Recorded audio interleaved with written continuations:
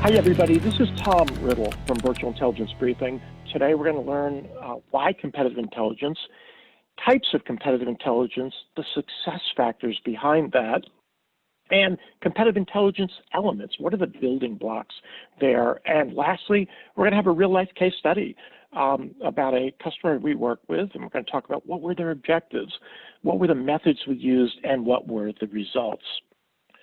So let's talk about our definition of market intelligence. So it's decision quality intelligence about you, your competition, to identify and confidently focus on the highest return marketing, product, and sales initiatives that are required to increase success. And success in this case is growing revenue. So what do we mean about decision quality? This is plus and minus 3% accuracy, so it's dead on intelligence that allow you to confidently make, in some cases, $1 million plus decisions or less. So that's the kind of quality it is, and you can bank on the results. So there's two competitive intelligence types that we focus on. Today's focus is going to be on a market analysis. And what we mean by that is your target market, your buying committee, personas, company sizes, and all of that. We've got another solution that we'll talk to on a subsequent webinar, which is instead of a market analysis, it's an opportunity analysis where we help you analyze deals that you won, deals that you lost, and help you understand what those circumstances around why you win and why you lose, against whom and what to do about it. So that's a complementary solution. And many of our customers use both because there's a reason to do so. And so what are the success factors for competitive intelligence solutions? Well, one, again, and I want to repeat this because of how important it is, it must be that decision quality that you can bank on to give you those confidence, to give you that confidence to make those high consequence decisions. And many of those decisions today are made with anecdotal evidence, or the person in the organization that maybe speaks the loudest or has the most clout, but that may not necessarily be the highest quality information.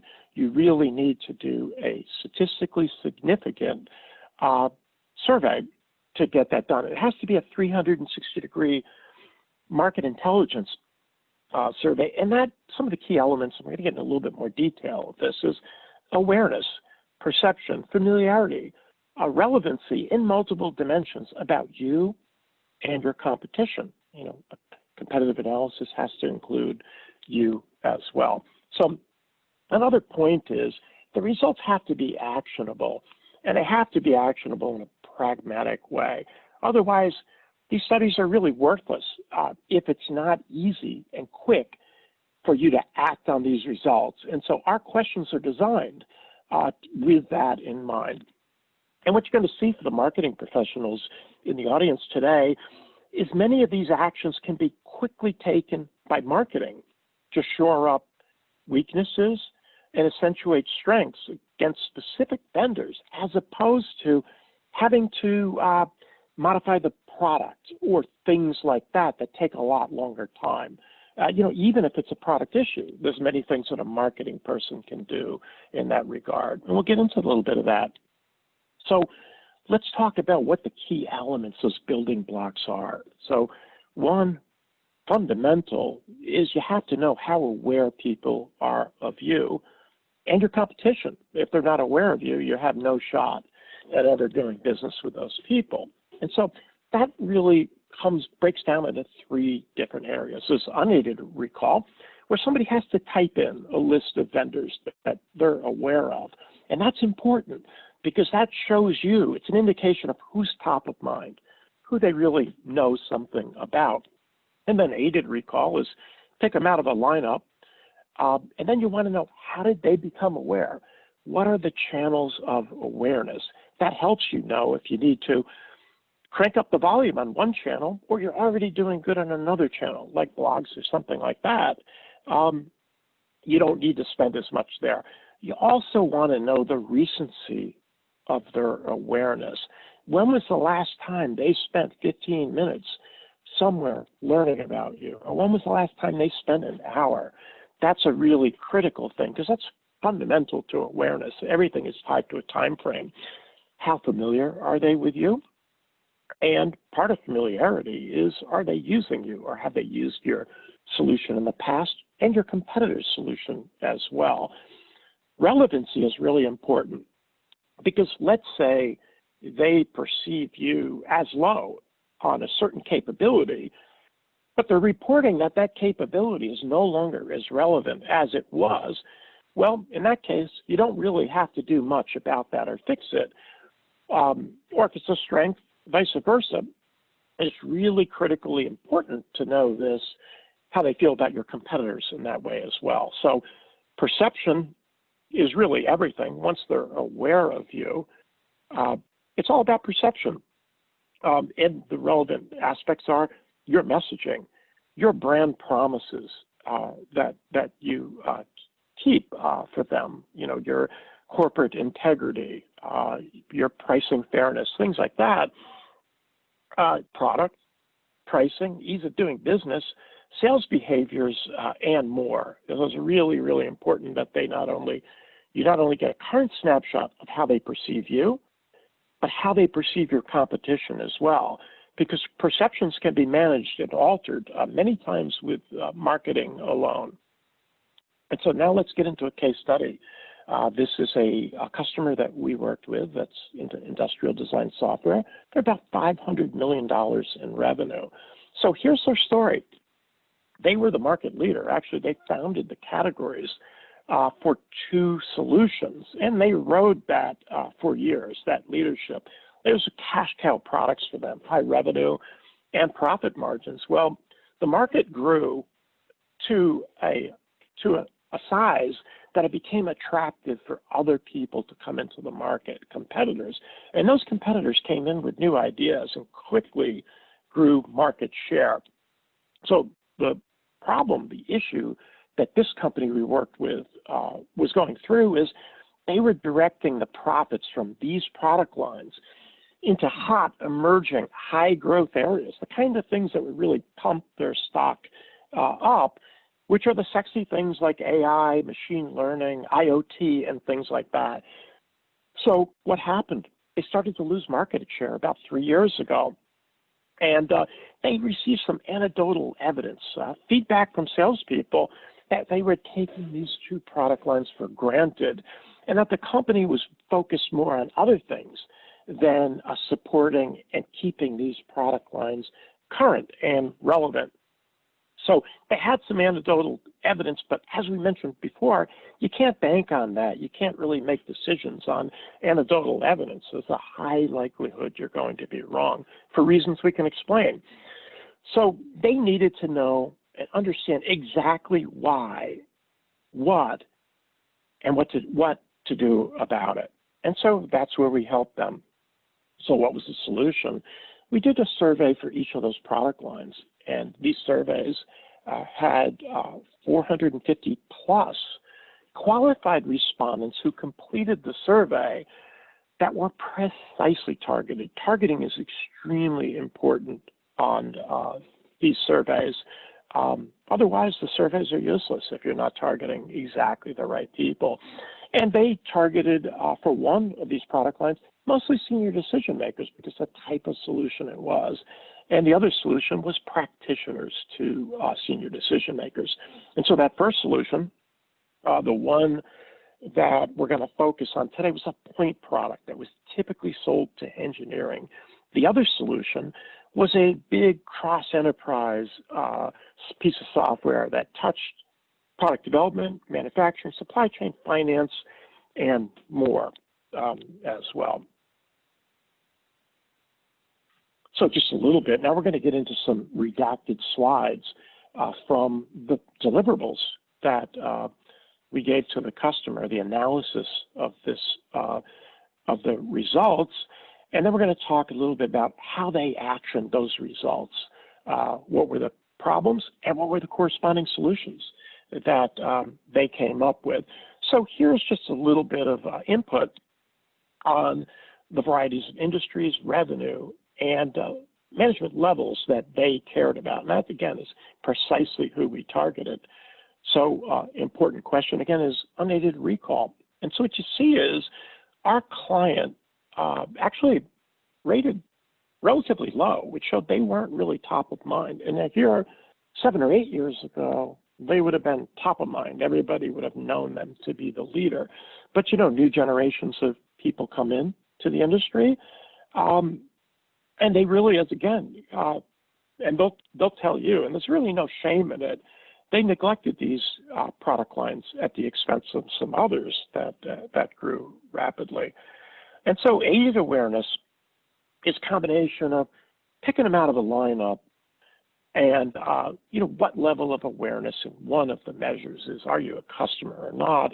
And here again, our client actually rated fairly low. And this was very interesting because it's a lot easier to pick somebody out of a lineup than it is to have to type in a name.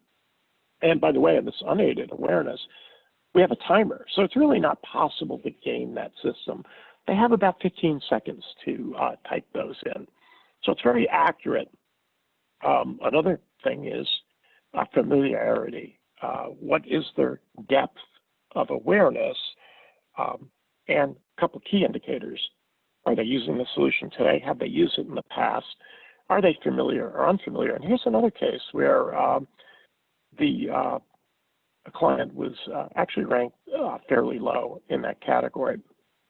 Now, it's really critical with a survey or study like this that you understand what the most important characteristics they care about, because then you're going to ask them questions about how they view you and your competitors.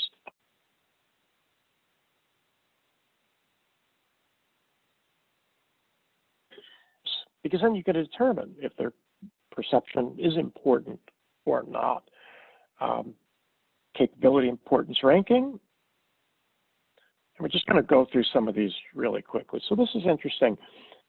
We asked the end users that were taking the survey, who did they think the market leader was? And the reason is that perception of market leadership is the #1 criteria for being included in an evaluation. And so this was interesting because this feature was the most important characteristic, and you could see they ranked fairly low on that. Just going to show one more of these. Here's another characteristic that was second most important. They ranked a little higher on that.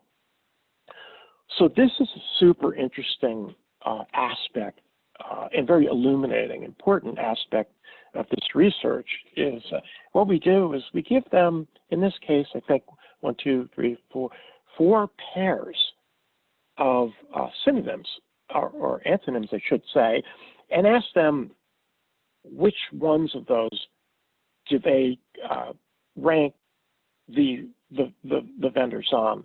And so you could see this is a market leader. So people thought they were affordable, easy to use and reliable, and they had quite a high net positive score if you subtract the negatives from the positives. So clearly the market leader. And this was a very accurate characterization at a high level. And then our customer, you could see that people viewed it as expensive, complex, but the people that were aware of it viewed it as powerful. And by the way, the only people that are asked these questions are the ones that they were familiar with it. So you could see as they had a net negative ranking here, but this is valuable information about perceptions, help them make changes to improve. Would you consider the brand? And if you wouldn't consider the brand, we ask, well, why not? And so it's very interesting that the responses here that were their qualitative responses tracked their quantitative responses in the slide we showed minutes ago really well. And what that shows you is how accurate a survey like this is, that those things track each other that closely. And it's good to get this anecdotal type of feedback. And so another thing that's closely correlates to perception of leadership is what your trend is. Are you trending in the right direction or the wrong direction? And here I redacted all the names of the vendors And they were about mid-tier. I think they were right here, the vendor we worked with. And of course, you want to be perceived as doing much better than you did in the past, or doing better than you did in the past, because market share is competitive and everybody needs to grow and continue to excel. Likely to recommend. And then we'll close before we show what the results were and what they did about those results with a couple of things about messaging. And so this was interesting. This is a question that I think they had a bunch of messaging out there, of course. Their competitors had a bunch of messaging out there as well. And what they wanted to know, what we wanted to know, is of these messages, which vendor did they think owned that message, that message emanated from them? And this is a really valuable data point, because it helps you understand, is your messaging being confused with somebody else? Maybe it's not clear enough, it's not pointed enough, or is somebody else starting to steal your messaging?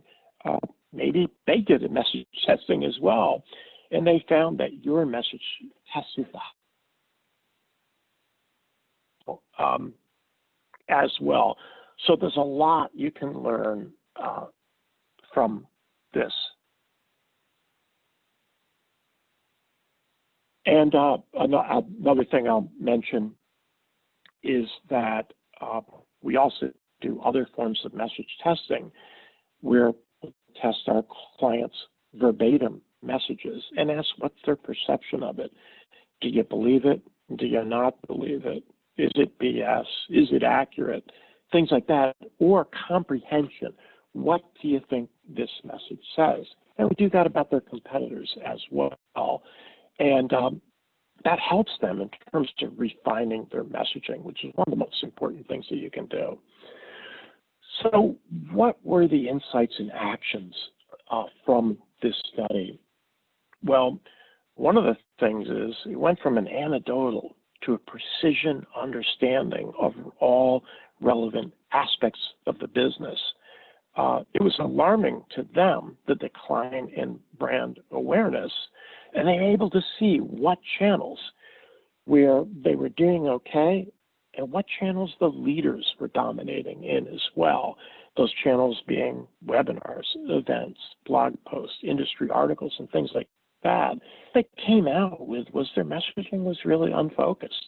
If your messaging isn't sharp and clear, and it's quite frankly, it's worthless. And so the fact that people couldn't pick them out of a lineup, or maybe guess they were second or third on messaging that emanated from them, was interesting.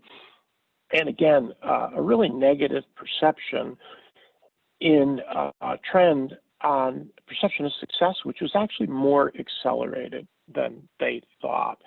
So those are interesting inputs. And what I loved about working with this company was that they were eager and they embraced the positive information, the negative information, as much or more than the positive information, because it showed them, hey, now we know exactly what to do and what to fix.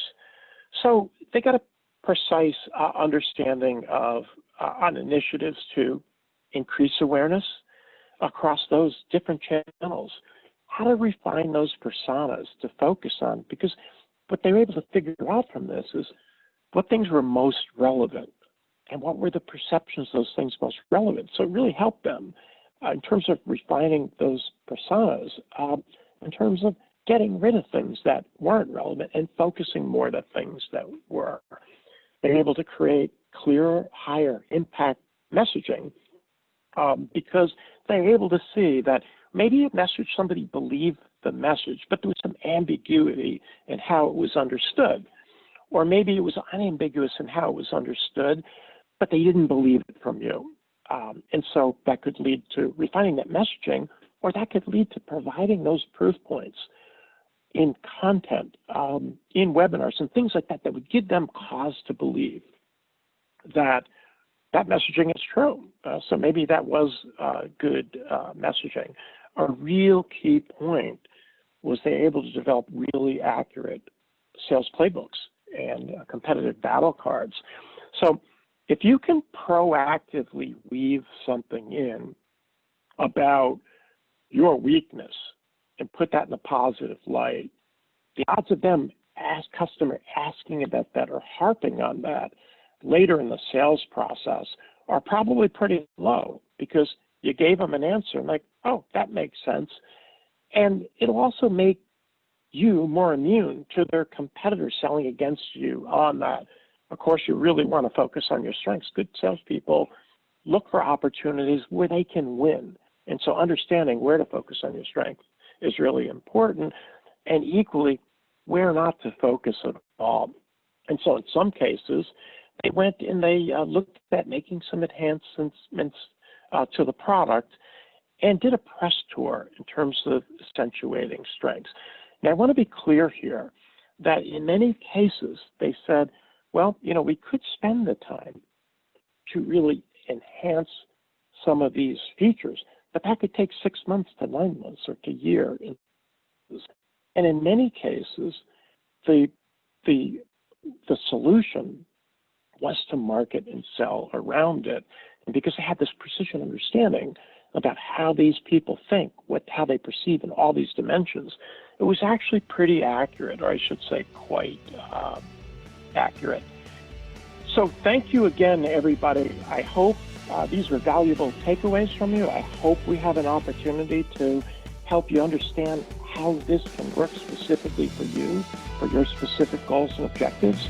And again, thank you very much, everybody, for attending today.